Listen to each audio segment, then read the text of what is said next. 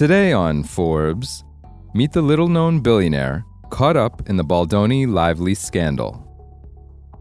When Justin Baldoni emerged grinning from a black van during a break from the rain at the August 6th premiere of It Ends With Us in New York City, his co-star Blake Lively was nowhere to be seen. A private dispute between the actors was escalating, with Lively and other cast members declining to join him for any promotional appearances. She planned to arrive at the premiere once he'd left the red carpet. But one person who was present as Baldoni lingered for a few minutes on the Broadway pavement taking selfies with fans was his low-profile partner in Wayfarer Studios, the production company behind the movie, the billionaire founder of payroll software firm Paylocity, Steve Sarowitz.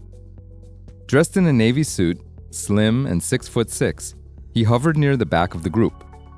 Later that evening, Lively alleges in a complaint that was leaked in mid-December and again in a lawsuit filed on New Year's Eve, that Sarowitz said to an unspecified audience, quote, that he was prepared to spend $100 million to ruin the lives of Ms. Lively and her family. When asked to comment, Sarowitz's lawyer, Brian Friedman, confirmed that his client is prepared to spend whatever necessary to defend Baldoni, Wayfarer Studios, and himself. Lively claims in the lawsuit against Wayfarer, Baldoni, Sarowitz, and Associates that Baldoni, who also directed the film, sexually harassed her on set, and that he and the Wayfarer team then worked to tank her public reputation after she spoke up about the mistreatment. She names Sarowitz a handful of times in the filing and accuses him, the studio's main financier, of bankrolling the smear campaign. The Wayfarer team responded with a lawsuit of its own on the same day, December 31st, against the New York Times, which first reported the details of Lively's civil rights complaint, arguing that the outlet published a misleading story without the context that would have exonerated them. They shared text message evidence that wasn't published in its entirety and claimed that the backlash against Lively had been organic, spurred largely by her, quote, tone-deaf promotion of the film, which portrays domestic violence. Sarowitz remains a fierce defender of the studio and of Baldoni. In his first public statement about the legal battle, Sarowitz emailed Forbes that, quote, the actual harassment and smear campaign both occurred and continues to occur against us, calling Lively's accusations, quote, vicious lies about my business partners. Sarowitz certainly has the money to fund this fight. He is worth an estimated $2.5 billion, $1.8 billion of which is tied up in shares of the publicly traded software firm he ran as CEO until 2011, and on whose board he still sits, with $700 million in cash and other investments, based on Forbes' estimates.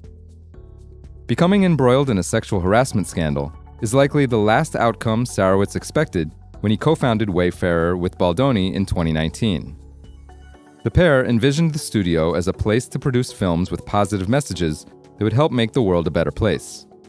It's a goal toward which Sarowitz has been putting his resources since Paylocity's 2014 IPO abruptly left him with an enormous fortune, $560 million worth of shares, and the stock price has since gone up eightfold. He has contributed nearly $250 million so far to his two charitable foundations and says he intends to give away nearly all his money before he dies. At a breakfast in April, Sarowitz said, quote, Wayfarer Studios is having a banner year this year. It took a couple years, but people are coming to us. He explained that It Ends With Us, which was then a few months from its August release, is, quote, our biggest movie. It's a beautiful film. It's really about the woman, played by Blake Lively, standing up for herself. It's about women and fighting abuse of women. So you can see how that fits into my values. 9 months later, he's being accused of exactly the opposite of empowering women. For full coverage, check out Monica Hunter Hart's piece on Forbes.com.